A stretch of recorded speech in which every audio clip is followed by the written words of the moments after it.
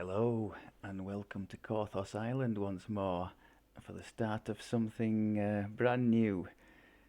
The Battles of Brother Purple, I think I'm going to call it.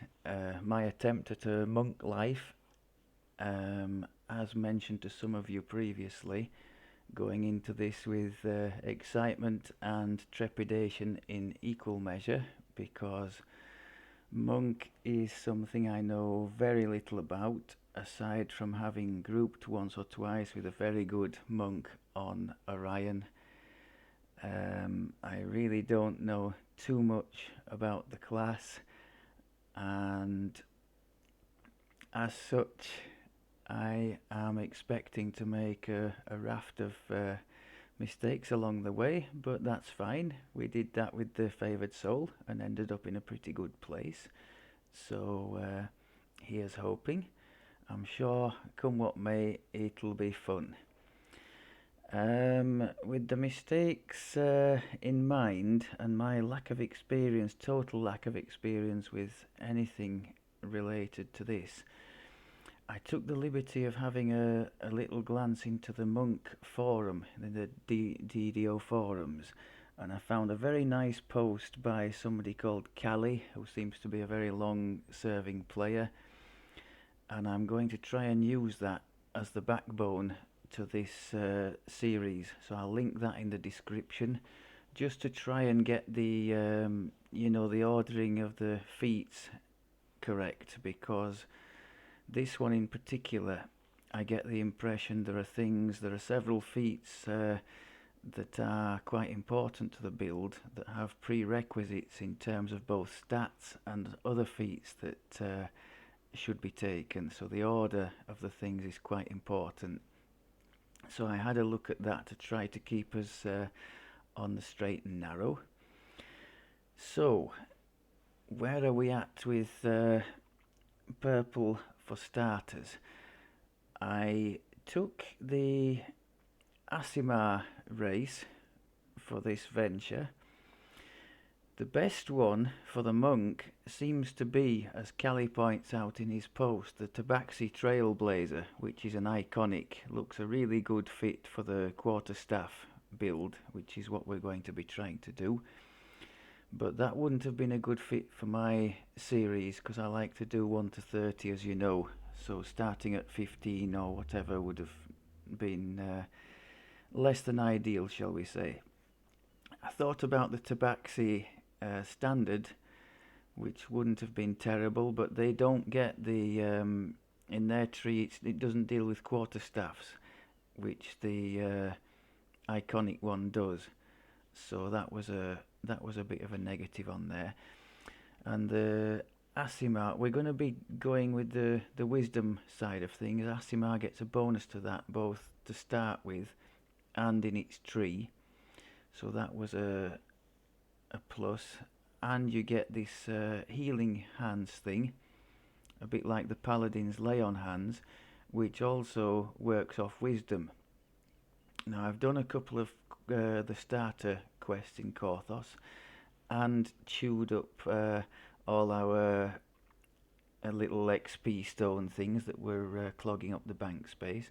So we do actually, as usual, have enough to go to level 2, but I'm going to, as usual, show you a quest from level 1. So what's let's just have a look, show you what's good in the Aasimar tree. So all along the bottom here we have, well, straight away an extra use of healing hands, which I've taken because he has the one racial point from the tome in the store that you can get. I think you can actually get a +2, but it's not available all the time in the store, so I'll keep a lookout for that just in case. So we can have extra wisdom here should we decide to invest. Tactics DCs, I think we are going to be making use of tactics, I hope so, because I like the idea of crowd control and all that kind of thing, as you know, so I'm hoping there's going to be some nice tactic things to discover. I've deliberately not looked too much either into the trees or anything like that, so that hopefully this can be a proper journey of discovery and some nice surprises into the mix. I'm thinking the backbone of this will be obviously the Henshin, which is the quarterstaff tree. We're going to use the quarterstaff over hand wrap because the former is going to be based around the strike through. It's a two-handed weapon, so we're going with the strike through build, like we did on the Eldritch Knight life, to try and hit more than one enemy at once. So yes, we're going all out in this mystic tree, backed by falconry, which is where we're going to get our wisdom to hit, wisdom to damage, and the trance ability, the extra, what's it giving there? Insight bonus to damage and tactics. We had that in the Eldritch Knight, didn't we? Except it was know the angles there from the Harper tree. So same deal here.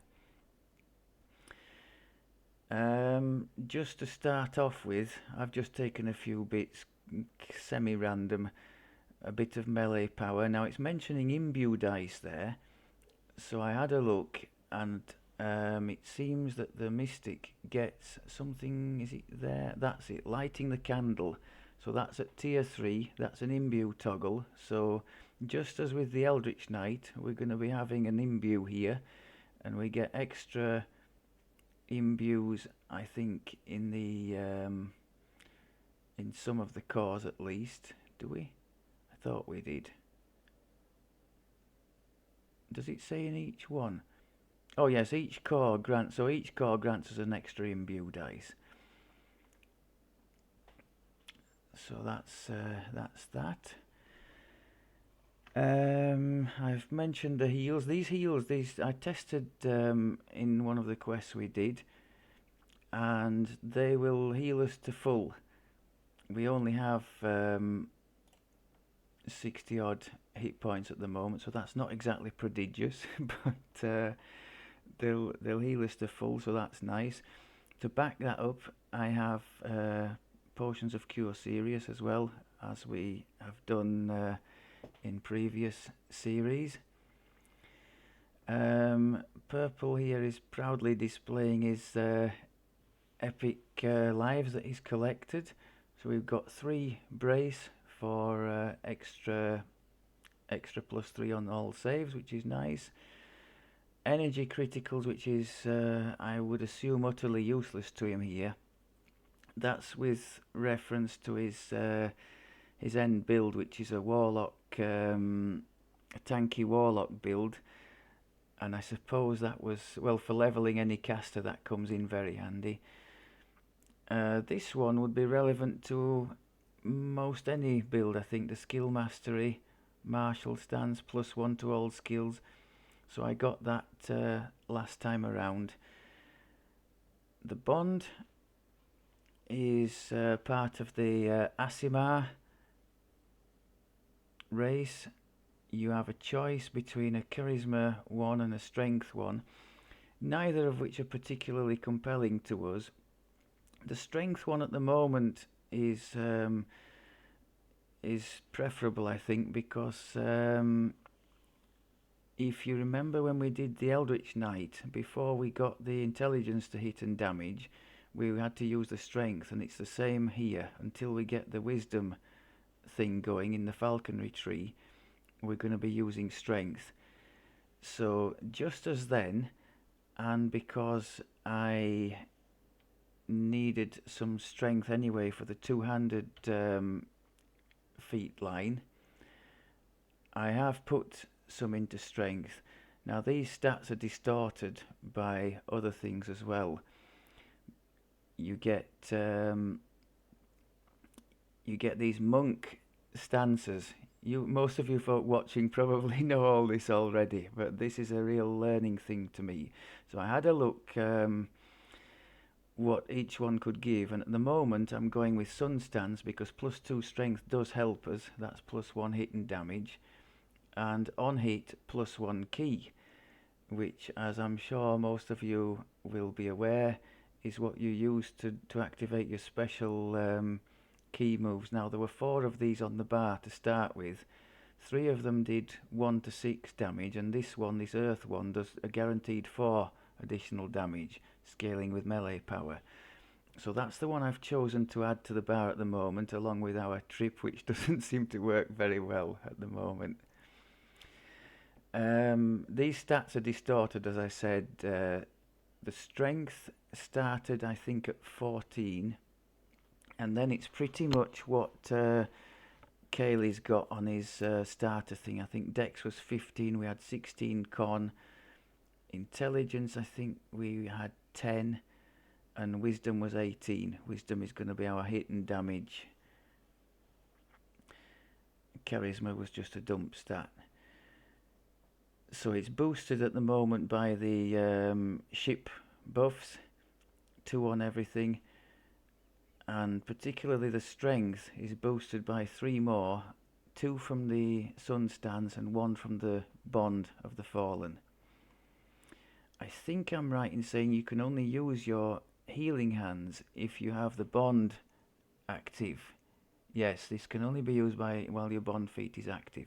There are some things later on in the tree that do some quite nice things too, but I don't think we'll have enough points to spend in here that relate to the Bond feat. So like here, we can have a +5 primal bonus to double strike and +2 to strength as well every time we activate that, which is not bad at all. In fact, there is an argument for saying just put a few points in there and try and take that, because that's not terrible. And then the one up at the top here, Ascendant Bond, +10 melee power, which would be good for us. And melee weapons add a stack of vulnerability, so good when you're fighting an end boss or something like that. But I don't think we'll be going far enough in that tree to get to that kind of thing. There are some nice things in here for us anyway. Aside from extra wisdom and this healing hands business, we've got healing amp as well that we could take. So not a bad tree at all. I think I mentioned I've gone with the just a couple of basics in the Henshin tree. We've got 1 in Shintao for healing amp, and he has a universal point as well. And we've gone with just the first one in there, Summon Snow Owl, which on its own doesn't do too much for us. But I'm looking forward to having this owl along with us, because there's kind of a story attached to this for me. My brother lives not far from the Cotswold falconry centre in Oxfordshire, and there is or was a snowy owl there called Crystal, which I was delighted to get to hold on a glove. There's a little clip on YouTube of said owl, not with me, so I might link it in the description, but I'm going to call her Crystal. And I'm very much looking forward to trying the wrong key. Come on, let's get it right. Some of these bird companion related attacks in this tree, because up to now I've only ever invested bits in here, either using it to get helpless as we did in the last life for our favoured soul, which worked out very nicely, bonus helpless damage, or no, I think that was it. Investing in here, aside from 1 or 2 points for maybe healing amp and that kind of thing. I mean, there's some damn good stuff in here anyway. There's PRR, healing amp, probably more for us as a melee than there was, for the caster, which has to take 1 or 2 fillers on the way up. I'm not even sure if we'll end up taking the helpless damage this time. I'm not sure we have a source of multiple target helplessness. We'll have to discuss that on the way up. But there are some tasty things in here. I mean, look at that. Attacks from the bird reduce the target's fortification by 50%. I can see that being very nice against the boss. And there are other things as well. Oh, that's the battle trance, obviously, which we're gonna need. But there's plenty of stuff. I think they can blind. That's a blinding attack. There's something there as well. Diving attack. Extra damage, and there's a helpless thing there. But I think it's only on single targets. But even so, I'm very keen on my helpless and crowd control. So I'm looking forward to delving into that. What else have we got here? The bird I've mentioned. Yeah, there's something. There's quite a, rather than sort of putting aside the hamster wheel grind thing, I should add that I'm in no way doing this for past lives or that kind of thing. If I was trying to optimize Purple's past lives, there's no way I would be doing a monk life. I mean, it would be nice in the fullness of time to have him as a completionist. That would be lovely, and kind of an indication that we'd done everything on the channel. But in terms of time invested, and the rewards gained, absolutely not. If I was trying to optimize his end build, I certainly wouldn't be going about it this way. This is more about like a journey of discovery, and as such, going back down to the start each time to the to level 1 from the sort of all-powerful level 30. I mean, if you could cast your minds back to the way we finished the last one with the favoured soul in that blaze of glory. I'm not bothered about blowing my own trumpet here. That was good, and I thoroughly enjoyed that. But to go back down now to this situation where we're just basically left-clicking the mouse and swinging the quarterstaff and very little else to do, there's a certain charm about that, and all the opponents are kind of basic as well and just wandering around with their basic attacks, and it's sort of, especially when you're trying a new class as here, to be sort of going into it gently, with very little. Maybe we've got this one key attack that we're using. I'm not even going to investigate this business of finishing moves at the moment. We'll get to that when we get to it, but I'm just going to ease myself in gently. I have taken the liberty of adding some shuriken to the bar. I went out and bought a few basic quarterstaves because I was fully expecting them to get broken in the quests. You can see that one's already taken some damage. And some shuriken for some range. They will go off dex to hit and damage, I presume. I did, as you can see, have a little try. They come in stacks of 20 and they stack on your inventory stacks of 100.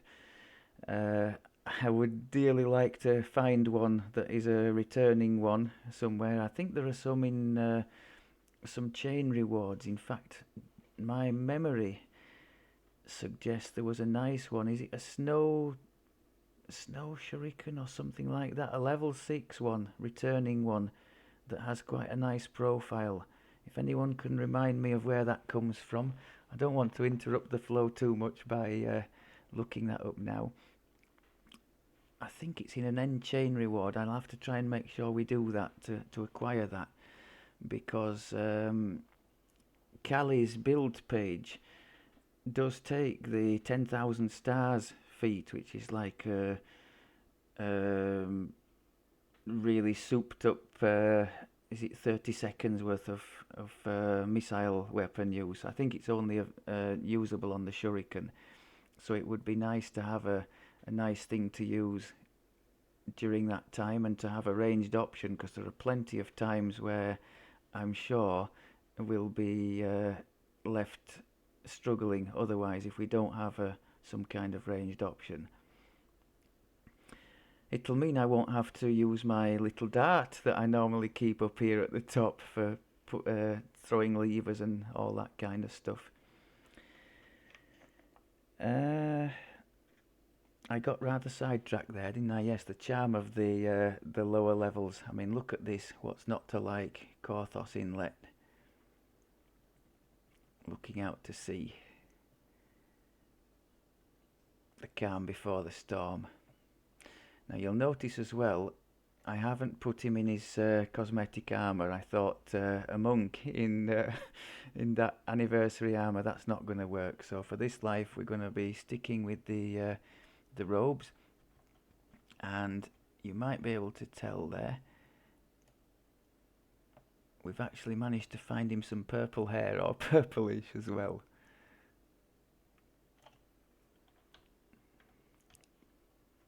This time around.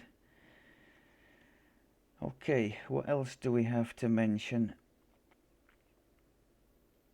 Ah, yes.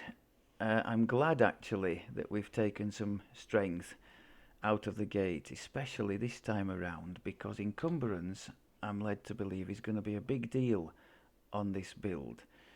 You can see there we're light and we have a big carrying capacity, but I don't even want to go to medium, because apparently going to medium is one of the things that would uncenter you.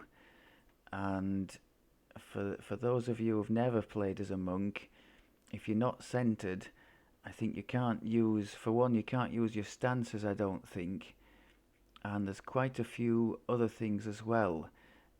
Monk benefits, like I think is it a speed bonus that you get regularly going up through the levels, and maybe an armor class bonus as well. Also, you basically get nerfed into the ground if you are not centered, so you've got to try and make sure at all times that you are. If you do something that would cause you to become uncentered, like let's say equip a weapon that is not a part of your, I think you have a limited amount of weapons that you get, the quarterstaff, shuriken obviously is one, a Kama, is it? I think there's a list, a small list in the Feats section here. So hand wraps, Kama, shuriken, and hand axe by the looks of it. Okay. So if we equip anything outside of that, we'll become uncentered, and there'll be an exclamation mark there to tell us that we're not getting the bonuses anymore. Same for if we get suddenly encumbered, which I guess means we're going to have to watch it with the sort of weakness spells that come in. You know, the ones that cause you to need to chug a restoration potion, and that you suddenly have the bag icon, the encumbered icon appear. I'm going to have to watch that and be quick on the ball to react to it. The horse as well, I thought I would mention.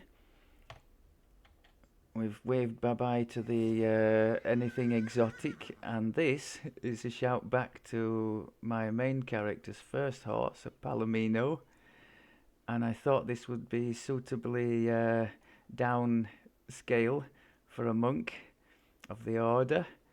So we're going to be riding this one all the way through the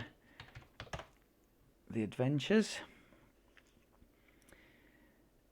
I think I've just about mentioned everything I wanted to, apart from one of the things that one of the bear party and I used to do when we were leveling, just to make things a little bit more fun and interesting.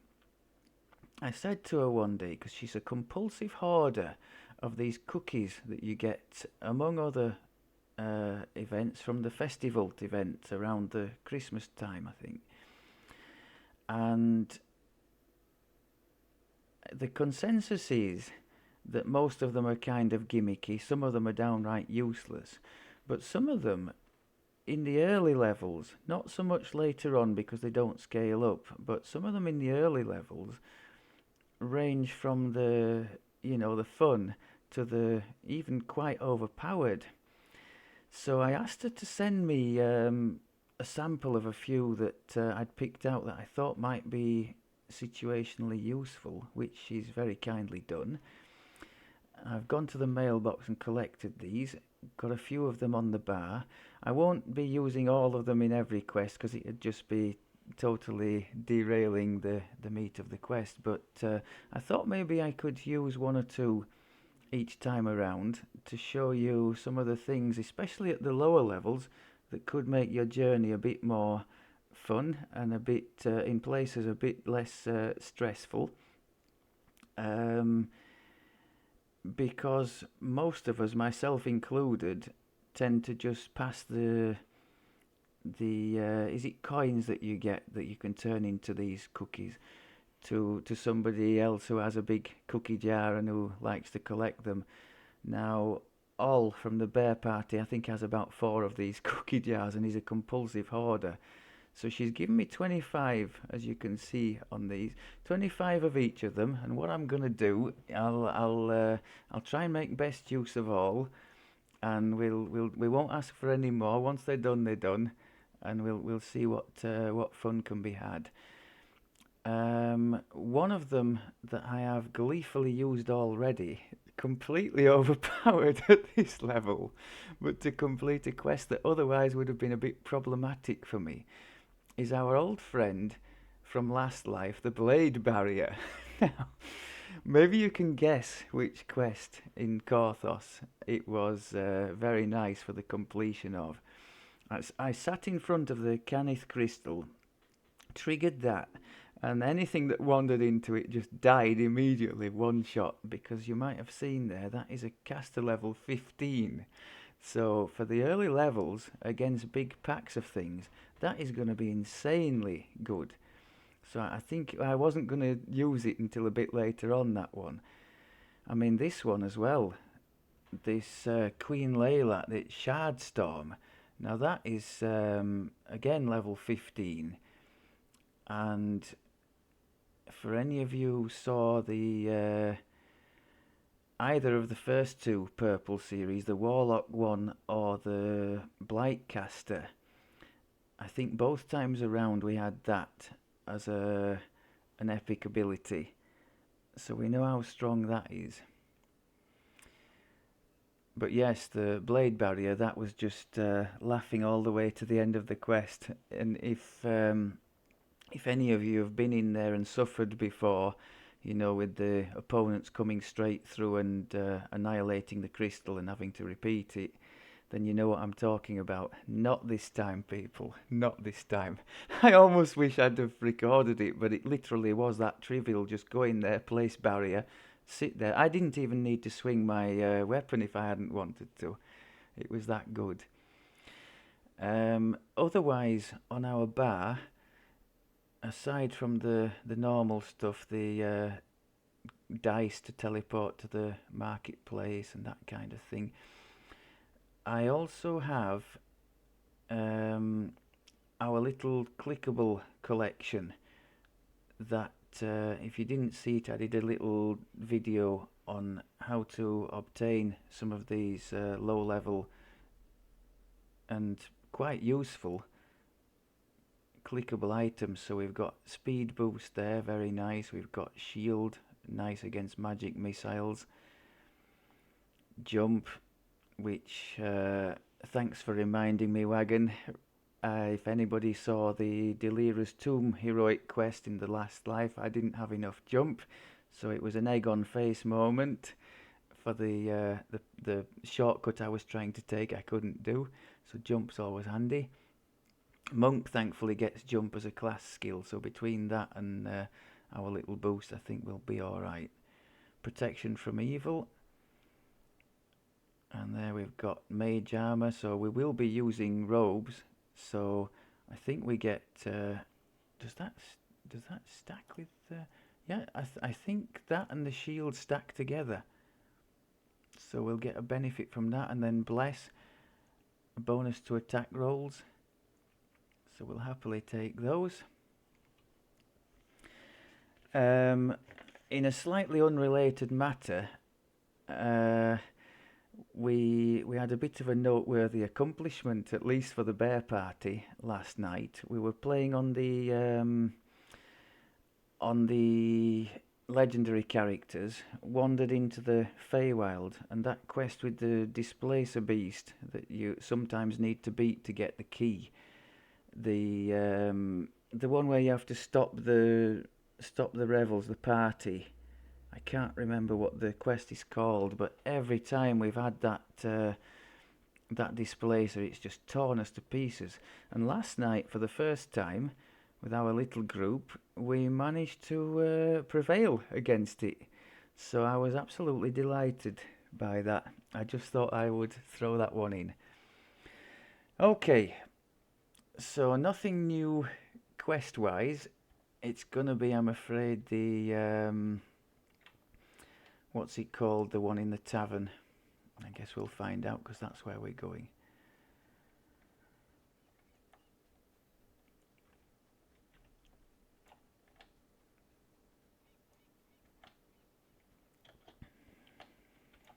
So, let's see. Cookies wise, I'm going to make use of only 3 in this one. We have this Blue Abishai one, 9 minutes of blur. We don't have blur on any gear, and knowing me, I'm likely not to have it at least until level 3. In fact, I'm not even sure there is anything with blur on the gear until 3, is there?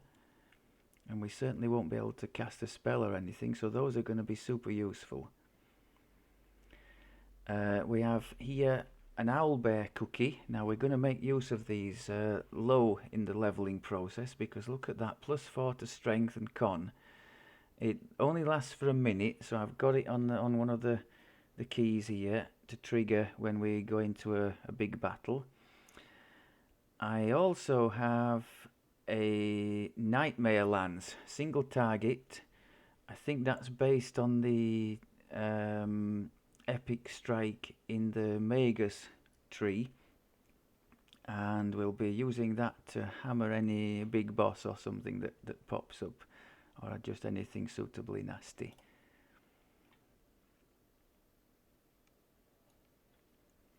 Okay, so the quest is called the Collaborator, that's right. Okay.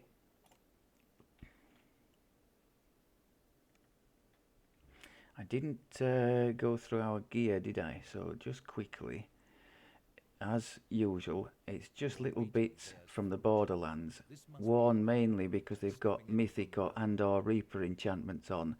The Mythic ones are particularly helpful because they're giving melee power, which is nice to us. Some of them are. The ring one gives melee power there. That one's giving PRR and MRR. The only other item, you'll probably know this if you're familiar with the series, a Canith crafted fearsome robe of invulnerability. So the fearsome, anybody who hits us runs away in fear, which is great, gives us a chance to regroup and kill them. Sapphire of Light fortification on there for protection against critical hits, and in the invulnerability, damage reduction 5 except against magic weapons. Now, very early in the leveling process, all opponents are classed as having magic weapons, but just for these first couple of levels, they don't, and the protection that affords you is really, really strong. An honourable mention to another one of the cookies that we could contemplate using, a Greater Vigour cookie, which would be lovely if it could be cast on friends. It says friend self, but the reality is you can only use it on yourself from our testing. But we will be making good use of that, I'm sure, although probably not in this quest. I've set them kind of in the order of the priority I plan to use them in, so we'll start first with the healing hands, because that doesn't cost us any resources. Then the potions of cure series, preferably in between battles, so that we can get the maximum out of that and not be... Oh, we're not on Reaper, are we? So we can use them whenever, just ignore me. But on Reaper it'd be in between battles. And that one, that would probably be in the middle of a battle, or before a nasty one, just for the ticking heal. So between that and the owlbear strength, we could have a nice little combination of healing and extra damage. So we've got our potions of heroism, our blur cookie. It's probably a gross overkill running through all these little buffs, but because I took time to collect these little clickables and I'm quite proud of them, we're going to do it anyway. As the quests become longer, and these, because these are only like 5 minutes in duration, I can see me scaling back and not doing them all. But just for now, whack them all on. Okay, so we're remembering the owlbear strength when we need it. Like now. I'm going with the number 2 as well whenever that's off cooldown, my big key attack thing there. So if you look now, we have 25 strength boosted up by 4 from the owlbear thing. You can see on the buff bar that's only lasting a minute. It's still doing some pretty tasty damage. You saw the blurry flashing up there.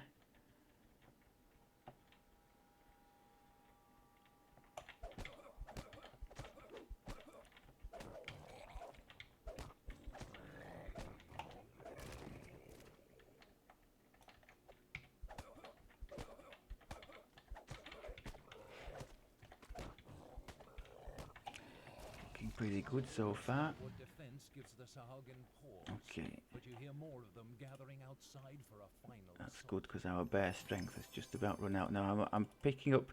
Now I know what Brian's going to say. You're only picking up the essentials because your inventories and your bank space is clogged up. That's part of it. The other part of it is I don't want to be accidentally picking stuff up that's going to encumber us and cause us problems that way.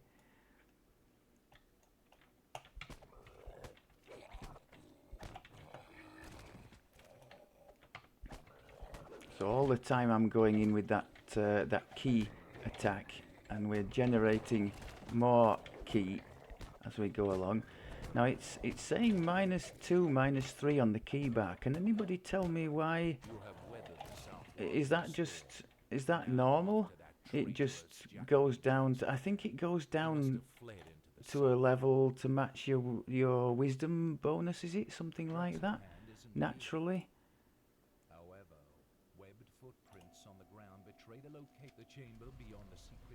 But we seem to be doing very nicely in combat at generating enough so that whenever that attack comes off cooldown, we can use it.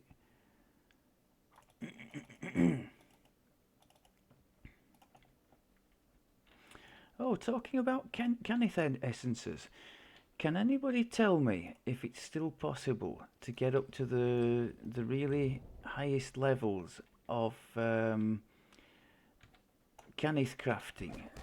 I'll tell you why I'm asking. I was always happy. I've got 341 on my main character, which is more than enough from what I can gather to make anything I would need for myself. But I would quite like to be able to try and craft for others, and I've been tripped up already once with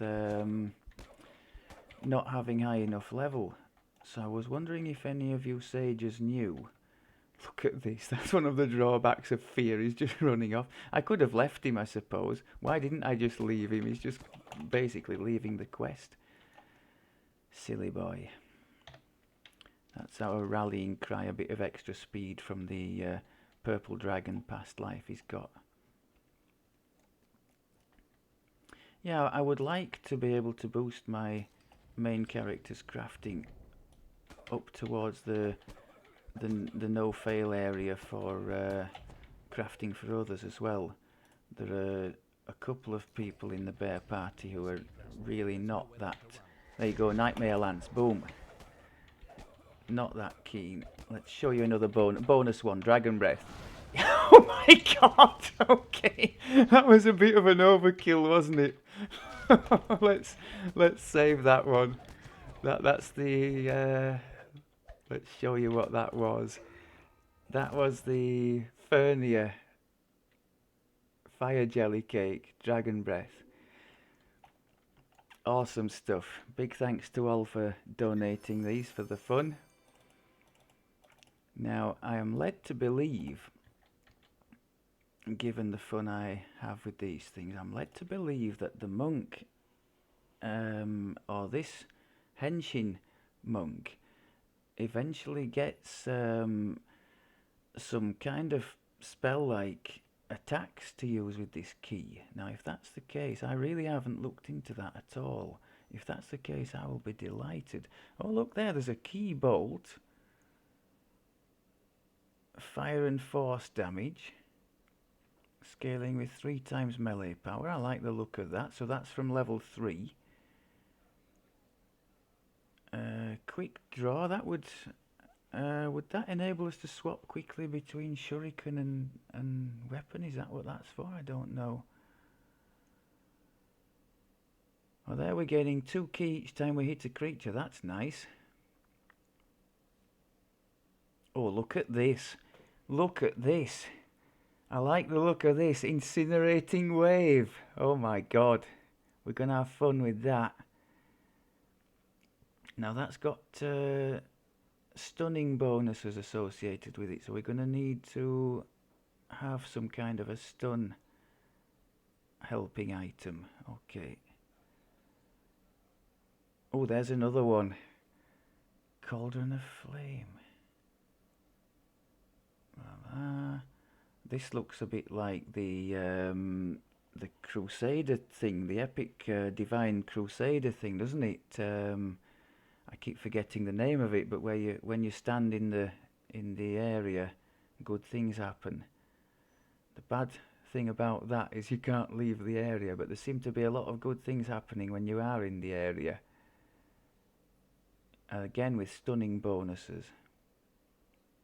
I'm looking forward to getting those 2 on board, absolutely. So that one will be, oh, unfortunately that's only from 12. So until then we have this little key bolt. It's not exactly the same kind of thing, is it? But we can cheat, we'll use the dragon breath. I honestly didn't expect that to be that powerful. It's I cast a level 10, yeah. So it'll serve as an illustration that at low levels, some of this stuff is actually damn useful, helpful, and just fun. I mean, that like we're on a melee at the moment, and we're throwing these kinds of things around. All right, it's kind of biased the direction of that end fight, but honestly, what would you have preferred? A sort of a gradual beat down where you kind of knew what the outcome was going to be, or an explosive finish like that where even I didn't know what was going to happen? We do have 1 or 2 other little surprises. I'll try and add them all to the bar, and we'll see if we can continue that trend. I don't envisage using them, certainly not beyond mid heroic.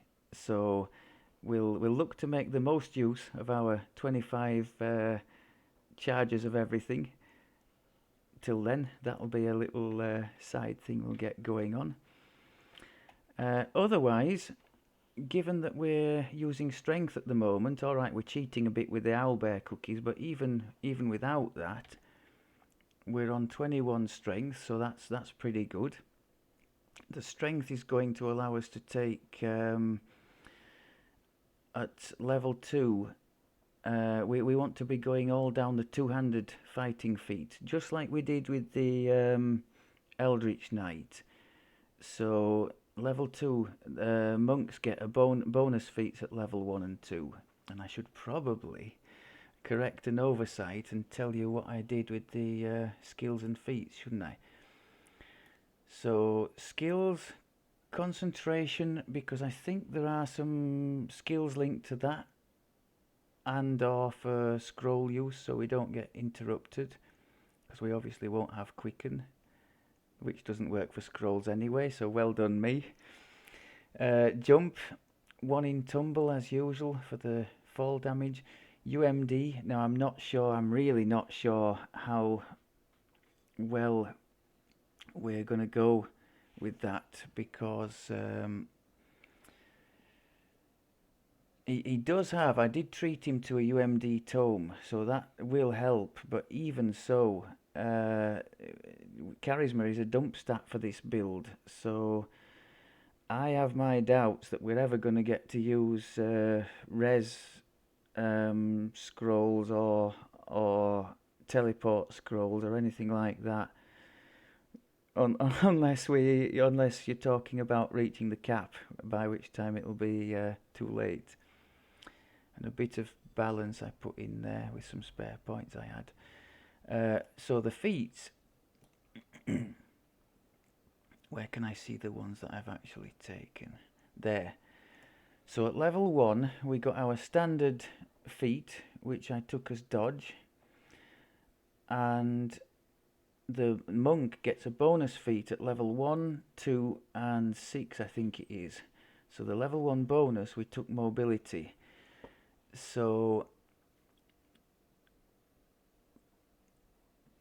together there we have a 5 dodge bonus, which, given that we're going to spend our whole life in robes, not unlike the Eldritch Knight, this one has to stay in robes, so I have a legitimate reason this time for staying in robes.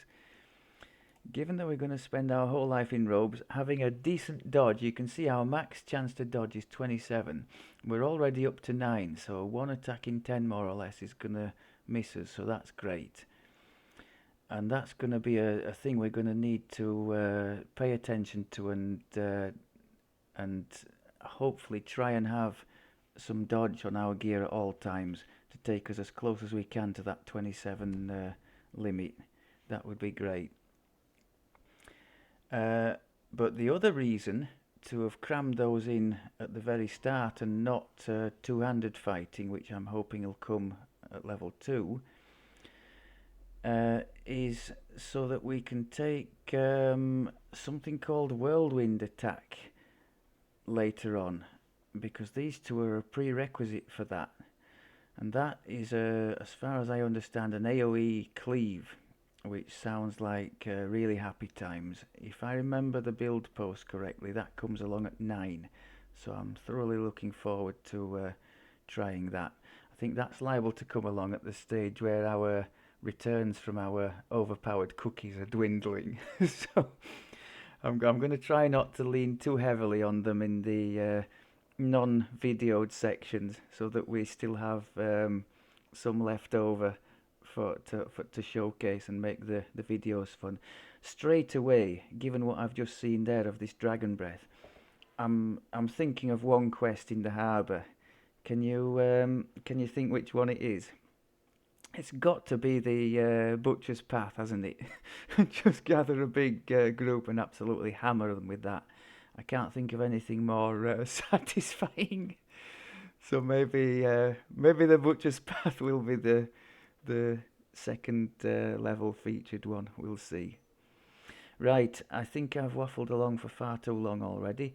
We've covered the feats. I think everything's been covered otherwise. So yes, at level 2 we're going to be taking the two-handed fighting for the monk bonus feat, which will help us with our quarterstaff, giving us some strike through, and I think it gives more of the appropriate ability bonus to damage as well.